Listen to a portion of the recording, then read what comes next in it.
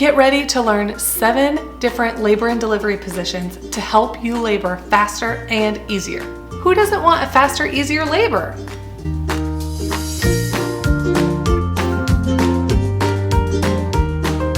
Hey, I'm Mandy. Welcome back.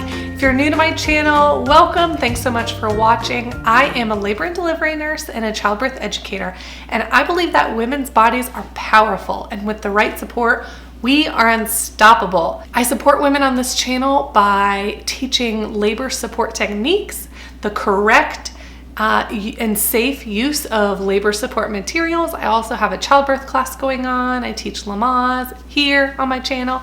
So if you agree that women's bodies are powerful, or you just want to learn how to give birth faster and easier, like today's video is all about, then consider subscribing and don't forget to click that bell so you don't miss any new videos.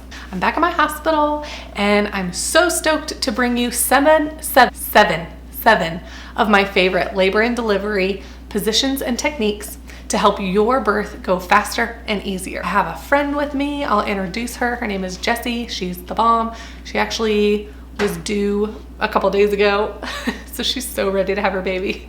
Oh, before we get started, all the products that I'm using today are from premierbirthtools.com. You can see a link below in the show notes, and there'll be a special bonus coupon code at the end, so stick around for that.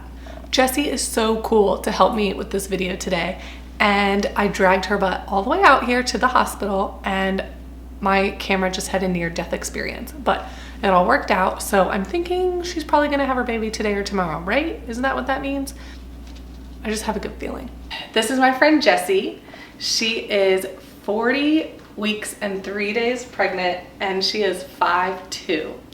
She is leaning on a birth ball, but I've covered it with a rebozo just because her face is next to it. And this is our birth ball position. So position number 1, she is leaning against it on the wall.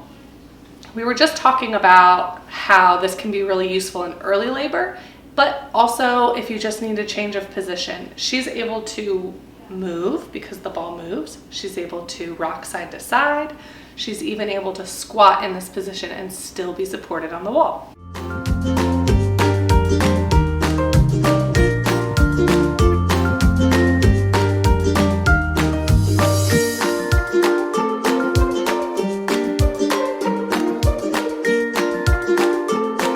So our positions were going from easier or early labor to pushing. So the last position was, I told you, a labor position, active labor position.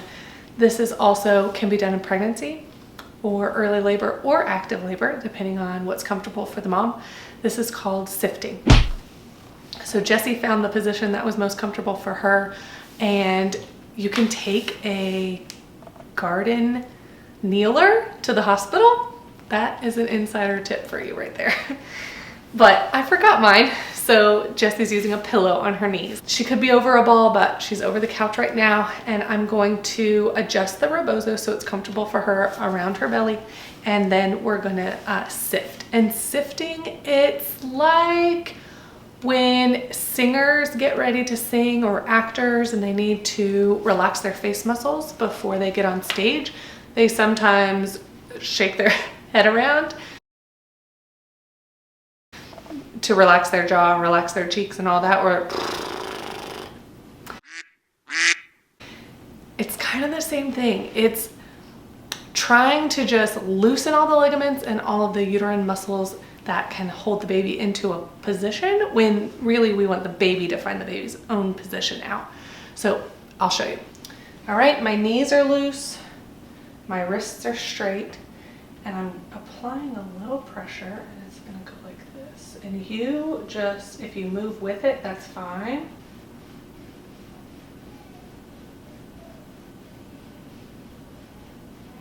Whatever you're doing there, what are you doing there? Holding your back up? Just kind of going with it. Okay, okay. This feels good. How does this feel to you? It feels good. Okay, good. This is position number 3. Okay, so we continue laboring, but now we're in the bed for these next few positions. And Jessie is using the blue peanut ball, which is the medium size, and she's in side lying position. We fit her with this size because that's just the first size that we chose, and she says that it's comfortable, and she is 5'2". So it should be comfortable, and she should be able to relax her hips and all of these muscles. If she can't, then it would cramp and it would be really uncomfortable, and that would mean you need to adjust the size. Oh, can you see my sneaky little pillow up here in the front? That sneaky pillow is helping this ball stay in place and not move. This is a restful position with an epidural, or the peanut ball can always be used to augment labor. So if your contractions have slowed down, or you are able to rest but you want to really amp up what's going on, this is a good position for that. The peanut ball can actually make contractions stronger and closer together a lot of times. It just gives the baby more room to find her route out. Birth professionals, labor pros, she would be assisted and encouraged to turn every 30 minutes to an hour. So after about 20 minutes, I'd start discussing what's the next position.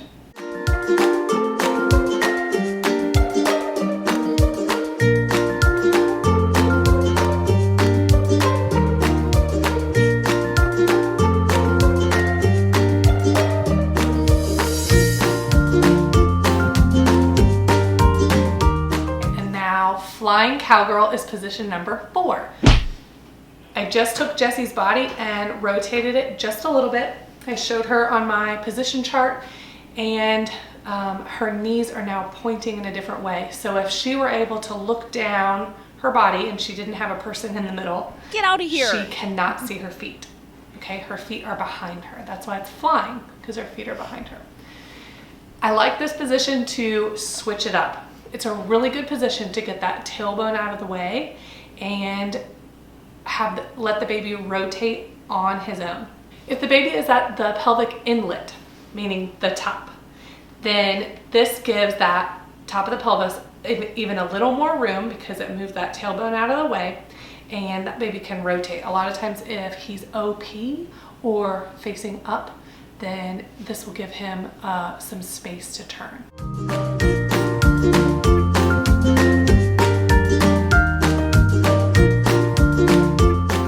One of my favorite positions is this semi-prone position. Position 5 is Texas roll or semi-prone. That means semi on your belly. And when I positioned Jessie, she said, "This is how I sleep." And it's a very comfortable sleeping position. The bottom leg, her back leg or her bottom leg, is straight. Top leg is on as many pillows as I could put under there. And then she's got a pillow to hug or a small spoon and one under her head. Another option is if she wants to swing so her lower arm is under her head. You can see her elbow right there. This semi-prone position is an excellent position to help rotate OP babies. It helps hang the belly a little bit so that her pressure can be off of her back. It's a really good sleep position, and it just opens the pelvis much differently than when you use a peanut ball. So a lot of times if I'm trying to rotate a baby, I will incorporate this in between peanut ball rotations. So we'll do one side of the peanut ball, we'll come over here and be semi-prone on the other side, and then we'll flip ball on this side, semi-prone on the other side. Something I do want to note in this position, the bottom leg is straight. This is very different than in a peanut ball position. You do not straighten the bottom leg when you're using a peanut ball, just when you're using pillows like this. Position 6 is funky. Jessie is pushing and she's frog legging her knees out. She is mostly flat, but this just tilts your pelvis a little differently and opens it a little differently, where you can see my hand, the baby can come out down here. I have seen this work. I have seen moms love this, but it's pretty funky. But this is how you can use a rebozo or a sheet for pushing. All right, position number 7. Jessie's pushing again, and we just tried this position out and we love it. So this is called, what is this called? Epidural squat? Okay, epidural squat. So Jessie has an epidural, pretend, and I have lowered the bottom of the bed just a little bit. We got these are these called? Stirrups out for her arms. And since she has an epidural, since we're pretending, I've asked her to keep her butt on the back part of the bed, which is just a little seat and it's kind of cut out. But if the epidural makes her not able to put all of her weight on her legs, which is really common, then she's still in the bed for my, for her safety, and she's able to use her arms a little easier to help move her body. So we're thinking she'll probably push like this and then lean back and be able to rest her legs, rest her knees. I think people without epidurals would push like this. Mm-hmm. I think this looks great. There's enough space for baby down here to come out, but there's less pressure on your knees and on your thighs. So that is our 7th position. Thank you so much for watching, and thank you so much for helping me. I hope you're in labor now. Me too. There you go, 7 quick and dirty labor positions to help you labor faster and easier. If you need a second glance, you can always take this video with you to your labor spot, wherever you're gonna have your baby. You just pull it up, show your support person what you're talking about, or your nurse, and they can help you move into these positions that you learned today. You can also just go to Premier Birth Tools and check out these charts. They have these awesome charts that I used today to show Jessie all the positions that I was talking about. We use them on my unit. They're laminated. We just put a hole in them and hang them next to the nurse's station. We are able to show each other what we're talking about, show our patients. I took a position from each chart and tried that position with Jessie today. So that's where I got my ideas, and that's how I was able to show Jessie exactly what I was talking about. Yeah, I know, they're the only way to go. Yeah, Jessie loved the balls today too. We were just talking about sizing. If you need help sizing, check out this video. The link is down below in the show notes. Click on that, tell them that you heard about their awesome cards from me on this video, and you'll get a discount. Vlog style, we're just sitting here eating dinner, and I got a text from Jessie, and her water just broke. Crazy, right? Isn't that crazy? Maybe something we did helped. She's 3 days past her due date and she was ready. So I'm so happy for her. We'll have to see how it goes, but had to update because I just got home from recording with her at the hospital, and now she's headed back to the hospital, soaking in the car. All right, I'll keep you updated. I'll keep you update. Crazy town. I'm so excited for her. Jessie, thank you so much for your help, and you're welcome for your water breaking. No, I can't take credit for that, but that would be so cool. Breaking. Hey, it is the next day, obviously, because I got a haircut, and I had to update you. Jessica texted me early this morning and was overwhelmed with how wonderful her labor went, and she had a baby 6 hours later. She had her baby about 8 hours after we finished recording this video, and her water broke as soon as she got home, and she got in the car, went into labor later, and had a beautiful baby boy. I am thrilled, and if you follow my tips, your baby will pop out.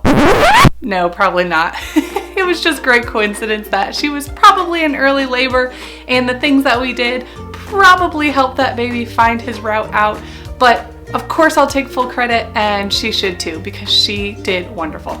I am so thrilled for her and so grateful for her help. If you learned something today and Jessica helped you perfect that position that you can't wait to try, then thank you so much for the thumbs up, and comment below if you've tried any of these positions, or if you cannot wait to have an easier, faster labor, let me know down below. I love the community of comments. I love that people can learn from each other even after the videos. Thank you so much. So stick your comments down below, and I'll see you next time. Maybe I should get out of the way. No head!